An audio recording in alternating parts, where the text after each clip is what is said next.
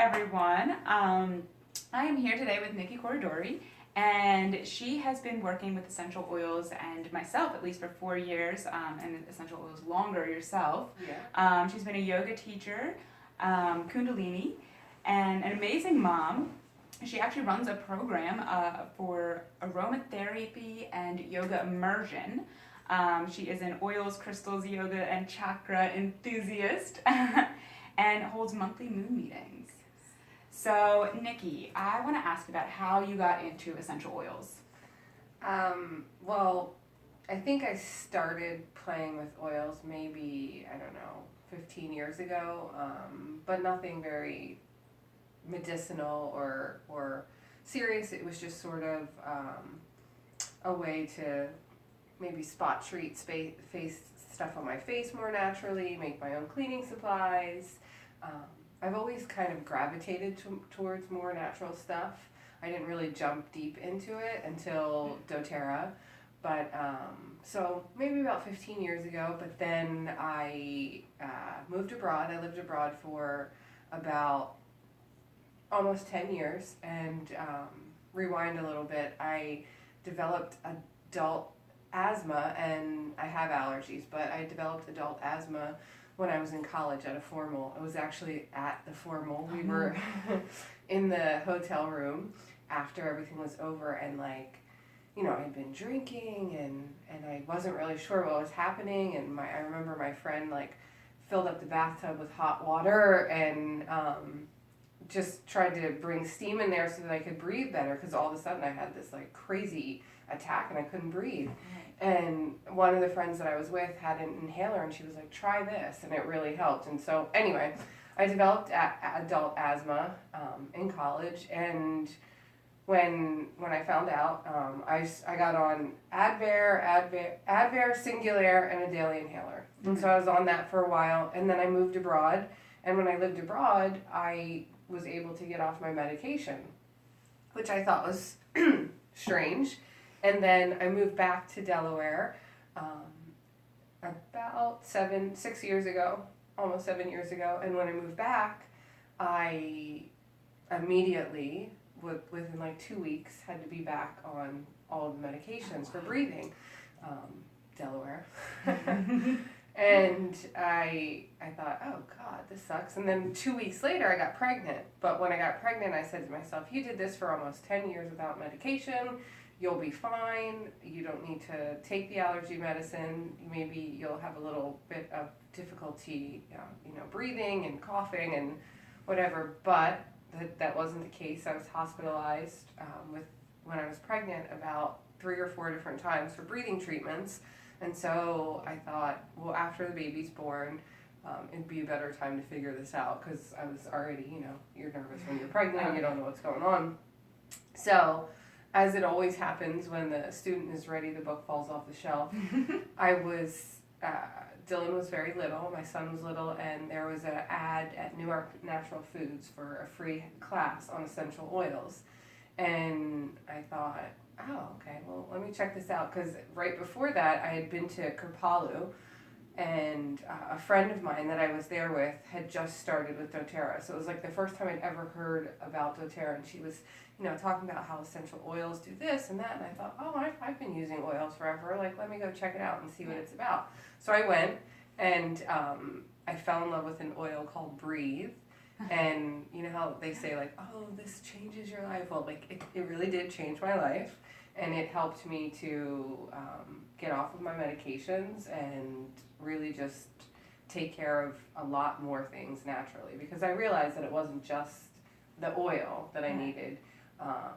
I started to figure out why I didn't have asthma and allergies so bad in Brazil, and why it was so much worse here. It had a lot to do with this things that you bring into your home, air fresheners, cleaning supplies, even shampoo, fabric softener. All of those things affect your respiratory system. And once I started digging a little bit deeper into it, I found out, wow, there's a lot more natural options, and the more things that I replaced or included in my life, and things that I excluded, the better my breathing got. And so I was able to, work my way off of the medications and use Breathe as needed when I I was having a difficult time breathing. Yeah. No, I know you watched Stink as well, and there was the Yes. whole thing with the kid who had an allergy to axe. Yeah. And it's everywhere. Everything that you breathe in, there's always the opportunity to be able to have some kind of reaction to it. Mm-hmm. And because the information isn't prevalent to everyone, we run into these issues where it's like, what is it that's causing this? What can I change? Yeah. My answer is always just change everything. Yeah. Make it as natural as possible, as organic as possible, as just close to the earth as possible. Yeah. So what came first for you? Was it more yoga or essential oils? Well, I got into yoga and oils when I was living abroad, but as far as it becoming like a huge part of my life, oils they were just things I played with until I found doTERRA. And yoga was not the same, but sort of similar. When I lived abroad, it was something that I did, but after I moved back to Delaware, I said, like, I don't want to work in corporate. I don't want a regular 9-to-5 job. So I took another training, and I did the training here in the States at Dhyana Yoga, and I thought, I'm going to be a yoga teacher. This is what I'll do. And then I had finished yoga teacher training, I believe, or I was in it when I started with doTERRA.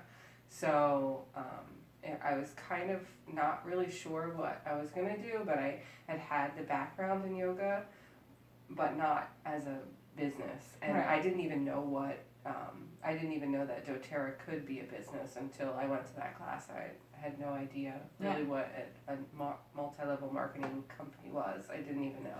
Yeah. So it just kind of all happened that way. Yeah. No, I hear from so many people that like they go to yoga and it's from yoga that they find these essential oils, and it's amazing. When I was going through my yoga teacher training, we filled up an entire wall of blackboard space with like all the things that yoga teachers are expected to be able to provide for their class. I have pain in my back, what should I do? And I'm like, I'm not a doctor. Yeah. But students will expect so much from you, and I feel like that's one of the reasons that as a yoga instructor you go out and you try to learn all these different things. Oils come in, crystals come in, different body maps like the chakras or Chinese medicine, and I feel like that's one of the big reasons. So I hear that a lot. So it's funny that you were able to kind of find both almost at the same time, rather than like one leading into the other. It makes it a little bit more natural, more to you. It was definitely a help in teaching yoga, because there's so many people that teach yoga, and I think that's great. It's great that people are into it, but I found myself like I just didn't want to be like everyone else, and I wanted something that was a little bit different or unique, or my personal spin on classes, or not even just classes, but being able to offer something that I felt like was not being offered. And at the time, nobody else was teaching around this area with oils and yoga classes, and I thought, oh my God, this would be a great way for me to be more me, and also teach yoga, because most yoga teachers know like it's very, very hard to do it as a business, and it's really almost impossible to just teach yoga. And with doTERRA, I've been able to have that as my income, which has allowed me to be able to teach when I need to teach or when I want to teach. And teaching is not my full-time thing. doTERRA definitely is the full-time, but it affords me the opportunity to be able to teach when I want and be creative with my teaching, and not make it, turn it into something where I'm teaching 17 classes a week, or like dying for people to be in my classes. It keeps it more natural, and something that I really love to do, because I never wanted to interfere on my ability to love teaching yoga. That's one of the things a lot of yoga teachers go through, is like the yoga teacher burnout, where you've been teaching like the same class over and over again, or you've been doing the same thing 17 times a week, and you go through that burnout, and I guess oils really help to keep it interesting for you. Yeah. So do you only teach Kundalini, or do you teach a bigger variety of yoga classes? I teach Vinyasa. Right now I teach one class a week. I did go through a period where I think the most I was teaching was like 12 classes a week, and that just wasn't for me. I needed to feel like it was enjoyable, and at that point it really wasn't. But I teach the one class a week, and then I do workshops, and I do vinyasa, kundalini, I do, like you said, with the crystals. I teach, I mean, I have one planned for December, an ugly sweater and vinyasa with vino at the end. So, I mean, I try to just mix it up and keep it fun, and then I'm also part of the teacher training at Tula Yoga. So, you know, I still teach pretty regularly, even though I only have the one class. I'm doing all of these other things at different places, and mix it up. Nice. So tell me a little bit about the aromatherapy for the yoga teachers. So originally I made the program a 2-day program, and it was a training for mainly teachers, but open to anybody that wanted to be part of it. And I think I did it 3 times, and after the third one I thought, like, there was a lot of interest from people that were just students and wanted to know a little bit more about oils and aromatherapy and the different things that I cover in there, like chakras or mythology or other aspects of it. You know, there's like a whole section on you know, crystals and different things like that. So I wanted to make it something that didn't just appeal to yoga teachers, or because I don't offer any CEUs or whatever you call it for the program. So now it's an immersion, and it's just 5 hours and open to everybody, and it's run more on the basis of connection and like sharing our story and how we can use all of these tools, yoga, aromatherapy, crystals, the chakra system, all of that stuff, to like balance everyday life, because that's what I've seen a lot of. My best friend and I teach the moon, well, not teach, we don't teach moon meetings, but we host a moon meeting, which is kind of like a women's circle, and we have our own unique spin on it, so it's a little different than a basic circle. But we've really noticed from that most people are just seeking community and connection more than anything else, and want something that they can take home and implement into their life that isn't, you know, a full-on yoga practice, or just a tool that, like, in the moment when you're stressed out or something bad is happening, you can connect back into that idea, whatever it is. One of the things that I love, like, you know, we just share basic practical stuff. Like, I call crystal sometimes the fidget spinner for the, you know, spiritual girl, because it's something that you can hold on to when you're nervous. And so buy your children crystals instead of those crappy fidget spinners. Yeah.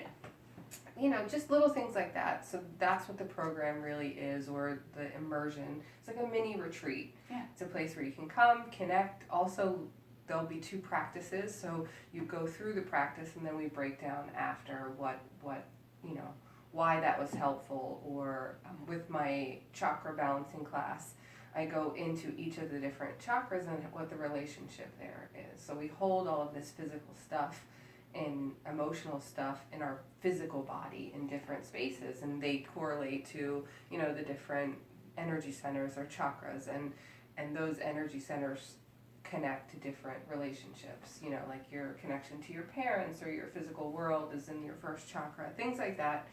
Just tools that people can use every day. You don't have to be a yoga teacher. You don't have to be, you know, super into all of this stuff. It's stuff that anybody at any level of practice or entry into this world would be able to, you know, take home and work into their life. Yeah. I love that you mentioned community, because I feel like that's a big thing, being able to have a support group or a community that understands what it is you're doing.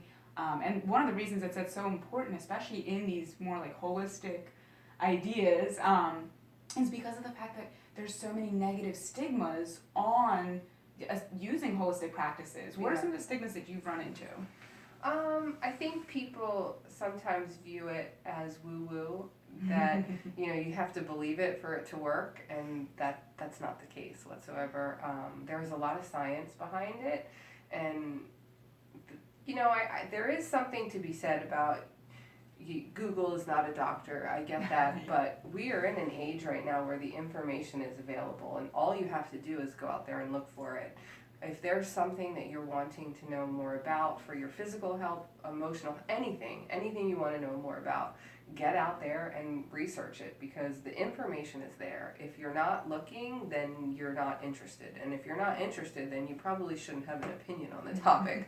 That's what I think. I think a lot of people are of the older, or not a lot of people, because it's changing. I mean, it really is. In Delaware alone, since I first started with doterra, just for example, I have seen a huge shift in the way that people respond to the idea of essential oils and how they work and what they can be used for. But I think a lot of people with the older perspective think you have to believe in it for it to work, and it's a hippie thing, or there's no real science behind it. And I get that. I mean, there's a lot of people out there that are pushing oils or talking about oils that you don't have to know everything, but you should really educate yourself on the basics of how these things work and some of the science behind them, or at least be able to connect the person to research. And that's why I think doterra is such a different vehicle. And I always say it's like playing in a completely different sandbox, because we are a company based in education and research. Yeah. It's not necessarily just an essential oil company. It is a education research company. They partner with all sorts of amazing facilities, Johns Hopkins, cancer research, and there's information about how the oils work in your body, why an oil like wintergreen is good for your muscles and tension, and why lavender helps to relax the body, and how that works. And so for people that turn their nose up or don't believe in it, I try to direct them towards the information or the research. But you can't really, you can lead a horse to water, but you can't make them drink. It's true, because a lot of people, it's hard, and I get that too. When you don't understand something, you never want to feel stupid, and so it's easier just to criticize it than to say, I know nothing, educate me. A lot of people have that attitude, and it's a hard thing to break. It's a hard habit to shift out of being more open and receptive. But I think after so many people in this area see it, hear about it, they know somebody that's used an oil that's helped their kid recover from an earache, or their sister's aunt's brother, got off of their anxiety medication with essential oils. So there's so many stories now that are coming around that people are becoming more open to it because they've been touched in some way. There's, we always say with doterra, you need to have quite a few touches before the person is ready, because they need to connect to some story. And that's the beauty, I think, that most of the women that we work with in doterra, we're sharing how it's worked for us and what our stories are. And the more open people can be about how to use oils, the more we can include people that might not be soft originally to the idea. Right, because I think, like you were saying, with being able to find research online, there's so much research online. It's hard to decipher, what's real, what's not, what's true, what's fake, and so a lot of people just assume that if it's online, it's fake. Yeah. It's got to be fake news. It can't be real. This isn't from a medical journal. But that's one of the things I really like about doterra, is they actually do all of their research and publish it for you to be able to see. Mm-hmm. So you can see the numbers. You're not just like reading synopsis, and it gives it more of a concrete kind of evidence. My husband's one of those people that believes it's like, I don't believe in oils, so they don't work. And I'm like, it's not like Santa. You do not have to believe for the magic to be there. It's there. But just being able to connect with people and actually be able to like show them the oils, because with seniors, I had a senior class where I was originally just going in there for yoga, and it was hard enough for me to kind of get them into the idea that like yoga was okay. We had to call it stretching for a while. But they became some of the biggest advocates I had for essential oils. I would just bring it in, diffuse it in the class, and within, a few months, they were all asking me about it, and like, where do you get it? Where can I get some? And these are all people that were like completely hard up against like essential oils are not gonna work. Yoga is not a thing. Like, we're not gonna do this. I don't want to pray to, whatever. And I'm like, no. Like, we're not doing any of that. You don't have to bring in the hoodoo kind of concepts to it. It's good for your body just having it around you. And then once you start to experience it, the more you're able to accept it and kind of see how it benefits you without believing. So where do you see, essential oils or yoga fitting into our healthcare system today? I see we have a little phrase in doTERRA. It's called disrupting healthcare. And I think that we're in that little like space right now where things are really shifting. People want other options. People want to understand what they're using, how it's going to benefit them long term, how it's going to negatively impact their health long term. And people are not buying the BS, or people are not just saying, the doctor says, okay, here, take this. People are not blindly taking it. We want to know why, how, what's going to happen long term. So I think that with all of the research and all of the different things that are happening in doTERRA, I see it becoming really integrated. Obviously, I believe modern medicine is amazing, and there are so many things that we need and we can benefit from, but I think that we've just taken it too far, and that we need to take a step back and look at things and what can we handle holistically at home first before then moving on to something more intense of a treatment or something where you need to seek outside guidance, and really try to rely on your intuition to guide you and figure out what your body needs. So with doTERRA right now, there are, I think, 4 of 50 hospitals that they're building. I forget where all of them are, but I know one is in Texas. That's the only one I remember. But there are 4 different integrative medicine hospitals, which will incorporate essential oils into modern medicine. Yeah. Awesome.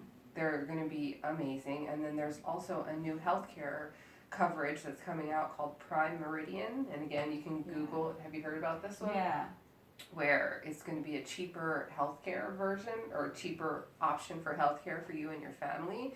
And also where essential oils can be prescribed by doctors and used as treatments. And I think that is where we need to be. Not necessarily one cancels the other out, but incorporating them into an integrative, holistic experience where you, the patient, is the one that benefits the most, where it's not about making a profit. I mean, obviously everybody who is working needs to make money, but I think our system right now is so far, it's a mess. And a lot of the stuff we can handle at home with oils or other natural ways of dealing with it. And it's funny because I was at this concert last night, a band called Emery, and before the concert, I guess they're a Christian group, and before the concert they did this Bad Christian podcast. That was the name of the podcast. Okay. And in it, he went through a few questions, and they were talking about how recently somewhere in Arkansas someone proposed this question to a Christian group about how yoga was like the devil's work, and it's the same thing. Like, now yoga is way more accepted socially. People understand how the brain chemistry is shifted from physical movement in the body, and it's not, the devil's work. You're not putting yourself into a pose to open a gate so the devil can enter. Like, that's not what's happening.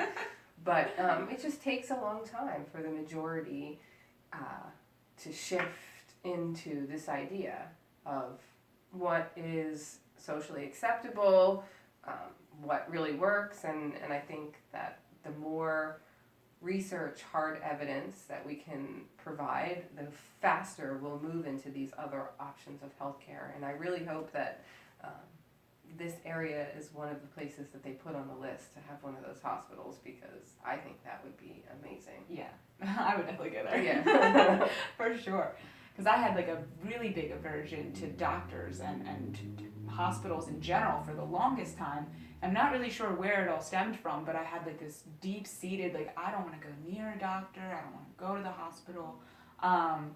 But over like the past few years, especially since my daughter was born, I was like, well, I kind of got to give doctors their credit, you know. Yeah. They go to school, they have all of this knowledge, and it's amazing. It's an amazing tool. I just feel that it can be used with the holistic practices to kind of make it more inclusive, because, you know, I went to my doctor at one point a few years back when I thought I was pregnant, and I was asking them about, you know, some of the oils that I take, and I'm like, you know, what kind of things should I be afraid of? Like, do you know anything about essential oils, or are there certain ones that you think I should stay away from? Because I always want to ask my doctor before I start doing my own research. You know, Google's not a doctor. And they had no idea. They were like, oh, I don't know. And I'm like, great. So I guess Google does have to be my doctor in this situation. Yeah. But being able to like incorporate it more, I feel like it would just, even on a preventative medicine kind of level, you know, the things that I use in my home are mainly for preventative medicine. Hardly ever do we get sick at this point because of the fact that we use so many of these essential oils, and we study the nutrition that we're putting into our bodies. All the supplements doTERRA has. Yeah. It's amazing that you take these things that you think are like these out there concepts, you incorporate them into your life, and you just see your whole life change. I like, honestly, no one in my family's been sick now for like, I don't know, I guess 3 years. And the last time we got sick was kind of like the tipping point for everyone. Everyone in the family got like the worst stomach bug, flu virus we had ever seen. I was determined it was, food poisoning. I was like, we're all going to die, we need to go to the hospital now. But within 24 hours, I was taking a combination of the On Guard and a Digest Zen, which is, you know, eucalyptus, or not eucalyptus, I'm talking about breed. But you've got clove, rosemary, eucalyptus is in there, thyme.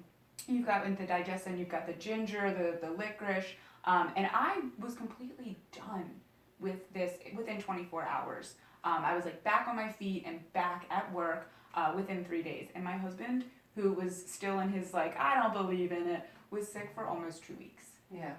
And that's what like completely opened at least my family's eyes as to like, okay, like maybe it does work. He still likes to be skeptical, but at least it's like it works for him. He'll take it sometimes. Sometimes I sneak it into his food when he wants to be really upset and say he doesn't want it.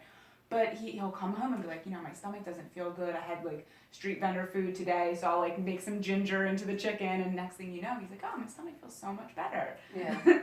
So it's just being able to have it there is even a preventative medicine, just something that you can have as a first step before you go to the doctor.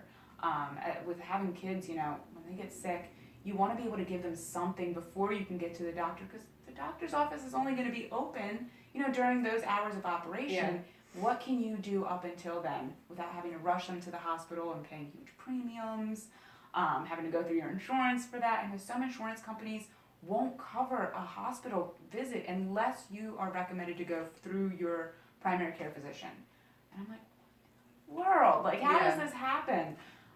So being able to have those tools on hand is just for peace of mind, for preventative medicine, for being able to do something as you wait for your doctor to be able to be there. And like you were saying, with the being able to go to your doctor and talking to your doctor, being able to have time to speak to your doctor, I think is like one of the biggest things for me. Have you ever had any experience with actually being able to sit and speak with your doctor for more than like 5 minutes? Well, that's the thing. Right now, I think the average time that they speak to a patient, the maximum time they can give you is 15 minutes. Yeah. And like 15 minutes isn't going to do anything. Most of us really want to know, like, okay, I'm sick. How do you think I got sick? What can I do to prevent being sick? And how can I recover quickly? And 15 minutes, you can't do that, you know? It's almost impossible. And that's why it is our responsibility to advocate for ourselves, do our research, find out some of this information ourselves, because we can. Yeah. And you know, the doctors, I think, hopefully that whole situation shifts, because like you said, they're very smart, they're very educated, but I believe, I read just recently somewhere, a Harvard physician receives 30 minutes of nutritional education. Like a Harvard grad. Yeah. That's insane. Nutrition is so important in your health overall that there should be way more information. I will never forget, I was at the doctor's for my son, and he's very picky. He's allergic to eggs and nuts, and he's teeny tiny, but everyone in my family was really small as a child, so hopefully he'll get bigger. But I'm always so worried about him eating, and like it's such a big concern for me. And he's very sensitive to other things, even though he's not allergic to them. He just has sensitivities to a lot of foods. And the doctor said, you know, pizza's great. You got all the food groups. I literally wanted to die. I thought to myself, oh my God, because my son's father and I are from two very opposite ends of the spectrum, and I don't believe that at all. Yeah. And it was like, he was like, see, I told ya. And I was sitting there just thinking to myself, like, this is crazy. This feeds into that whole idea. And a lot of doctors say stuff like that. So, not knocking doctors. There's lots of amazing, really smart doctors, and they have tons of bills. I mean, I watched this whole show one time, or some documentary about why the healthcare system is the way that it is, and why they only have 15 minutes, and how much money they owe, and how they have different, incentives to get people in, and incentives for vaccinations, and they have to do all of these sort of things, because that's another thing I went through with the vaccines, a whole nother story. But it's sad, and I hope that because so many people are self-advocating, that things shift and they get better for us. Yeah, I don't know if I saw the same one, but I remember seeing a documentary where they were talking about it's not even the education that the doctors get, because their education is so expansive and it's so immersive and they know so much.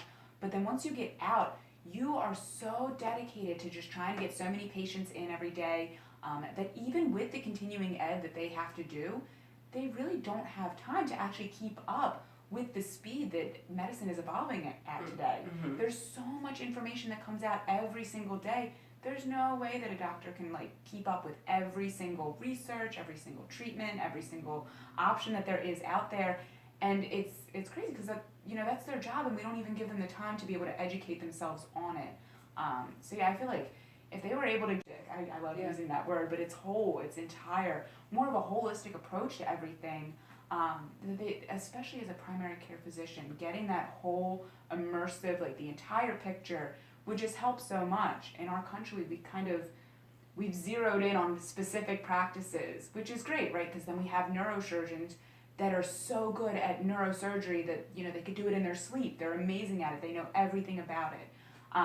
And then the nutritionalists who know everything about nutrition, and a cardiologist who knows everything about your heart and your blood pressure and the cardiovascular system.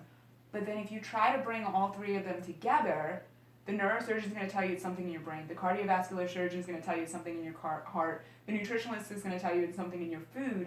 And if we could see it as a whole picture, I think it would really help, especially at just the primary care physician level, to be able to, educate a little bit more with the patients. I know I would have benefited from it a lot, even just being able to have a whole 15 minutes, because if 15 minutes is what they're able to give, I hardly ever get that. Yeah. My daughter had a irregular heartbeat for a while, and we went in, and I wanted to speak to this doctor and get all this information, and we were in and out within 2 minutes. It was, they came in, they listened to her heart, they said everything's fine, and then they left. And I'm like, oh, no, I need more answers.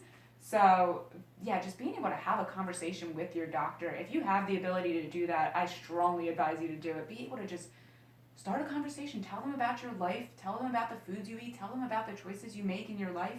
I think that would really help, expand your ability to help yourself at home. Yeah. Because being able to do stuff at home, it empowers you, empowers your family. It helps you get back in touch with your own health.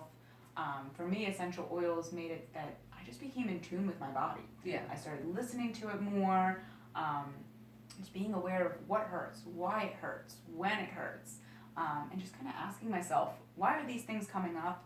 What can I do to prevent it? What works, what doesn't? Which brings me to another one. So a lot of people try essential oils, and they'll try like one or two of them, and it doesn't work. And they're like, it didn't work, I'm done. What is your experience with being able to find multiple alternatives for some of the diseases, the illnesses, the chronic inflammations, whatever it is that people are dealing with essential oils? I think I always try to explain to somebody new that's getting started that this is a lifestyle change. This is not purchasing lavender and, using just, take my situation for example, the Breathe. If I were to leave that first class that I went to and had only purchased the Breathe oil and thought, well, in order for me to buy into this whole idea that these oils work, this Breathe better cure my asthma, my allergies, and fix my life. But I understood that it was like this holistic approach to healthcare. So I got the larger starter set, which included the top 10 oils, emotional blends, and a sampling of the products. It's called the Natural Solutions Kit, and I think this is a great one for a lot of people to get started with.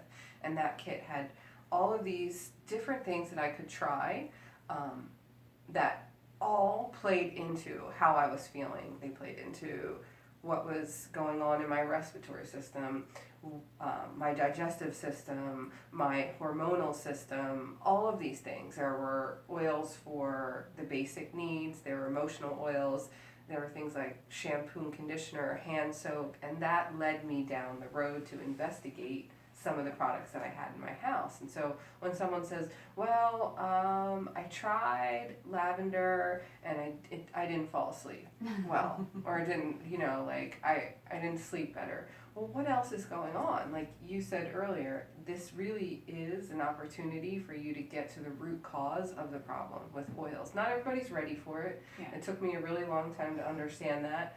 And I would look at someone and think like, you of all people need these oils desperately. Like this happens all the time, right? Yes. You look at someone and you know these things about their life and you're like, oh, please, Jesus, help this person. Like they need these oils so bad.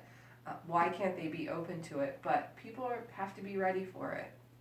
And you have to be willing to experiment a little and try different things and realize that even if you're trying to improve your sleep and lavender is great for sleep, you might want to figure out why you're not sleeping. You might want to look at what else is happening in your day throughout the day that might be contributing to the fact that you're not sleeping. Is it anxiety? Is it digestive issues? Is it all of these other things that will contribute to your health in this one area? Because it never is one thing. Yeah. It's all interconnected. But the closer that you can get to a more natural, holistic approach, the better your body will respond, because our bodies know what to do with nature. It's when we take a chemical that we take something that was in nature, chemically produce it in a lab, add a whole bunch of other stuff to it, then the body gets confused and is not really sure how to respond to it. So for people that are, tried something and it didn't work, I say, try something else. Yeah. Maybe look at some other part of that problem that you're suffering from and see if you can figure out what caused it, or what surrounds it, or what other things that you might be able to change that would help. I know that it sounds almost stupid to say like it matters what you wash your hair with, but it does. It matters what you wash your clothes with. It matters what you wash your hands with.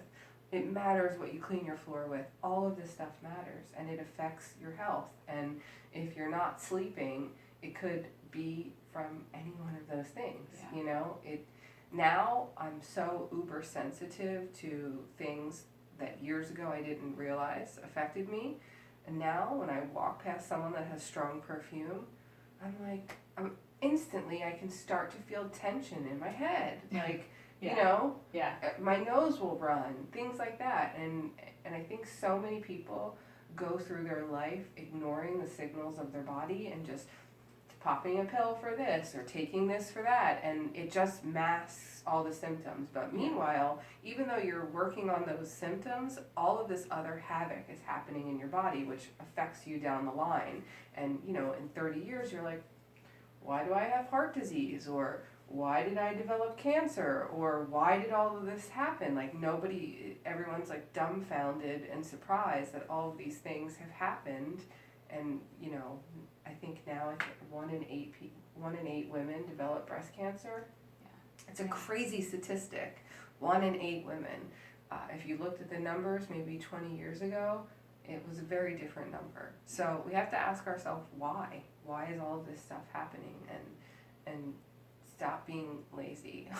It's probably the biggest thing, because it's hard. I'm not saying it's hard to know all of the stuff that we know and live this way in the beginning. It's just hard to shift your mindset once you get used to it. I love the way I live now, but in the beginning I thought, oh, this is so daunting. I can't go to Target and buy the things that I want. I can't do this. I can't do that. And even now, sometimes I'll look at, I'll be out somewhere and want something like easy to eat or something, and I'm like, can't eat those goldfish. Can't do that, can't do this, can't do that. And I live my life at an 80-20, so trust me.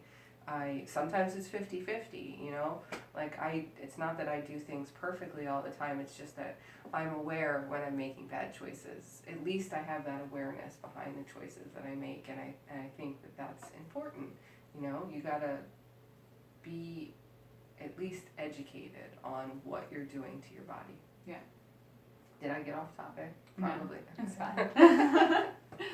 All right, so the last question I have for you is, if you had to pick 3 oils that you could recommend to just about anyone that could help start a change in their life, what do you think you would pick? Oh, man. That's a hard one. I want to say lemon, lavender, and peppermint. Yeah. I think I'm going to... No. Sorry. Lavender, frankincense, and peppermint. Oh, okay. Yeah.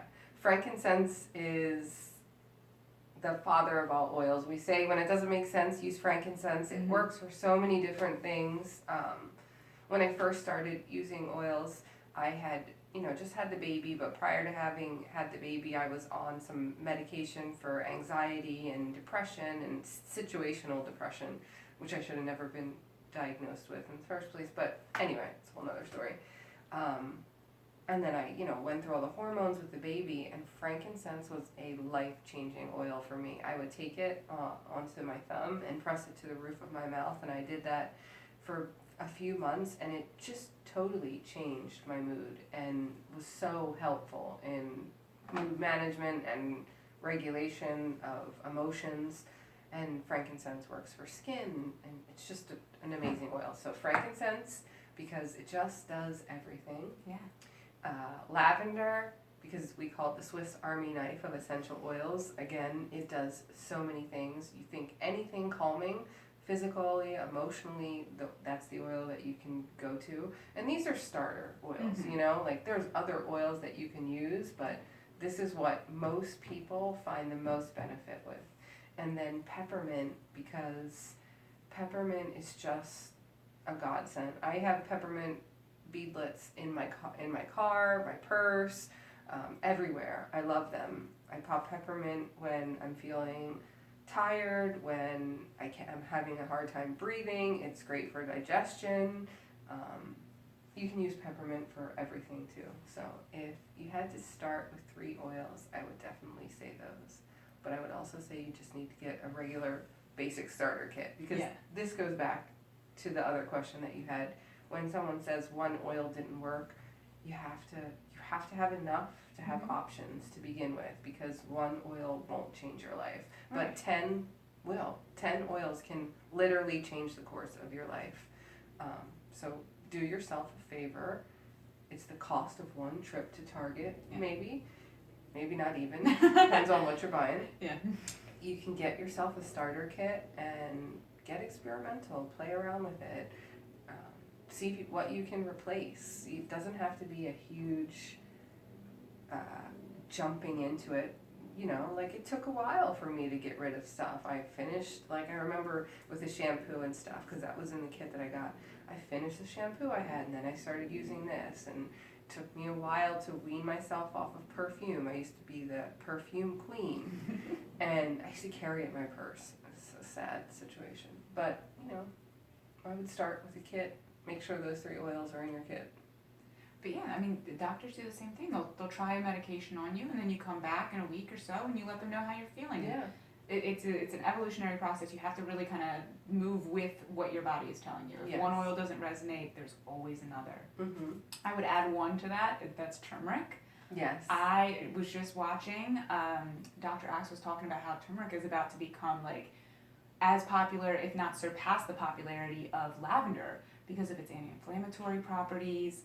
And it's just amazing for inflammation. I had no idea. I mean, I know it's not the greatest smelling, but the fact that it can be used aromatically, topically, and internally is absolutely amazing. It gives you such versatility with it. Yeah.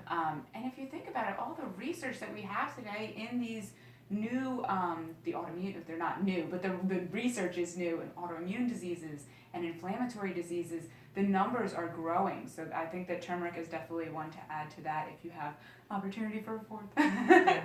It's a great one. I'm taking it every day internally since I got it. I love it. Yeah, awesome. All right, well, thank you so much for sitting with me. Thank you. If you want to, I'm going to give you a minute to 30 seconds to go ahead and just kind of give a plug for whatever you've got going on today or this week, this month. So yeah, check out my page. It's Essential Living. It's ESSCENTIAL, Essential. Get it? Scent. So that's my Facebook page, Instagram handle, and if you are looking for a little bit more information on yoga and aromatherapy, then check out the immersion. It's a 5-hour program. My next one is December 1st at Tula Yoga if you're local. And you can find my information from Colleen. Hopefully I'll send it to her and we'll plug it in the bottom. Of course. All right. Well, thanks again. Thank you. Bye.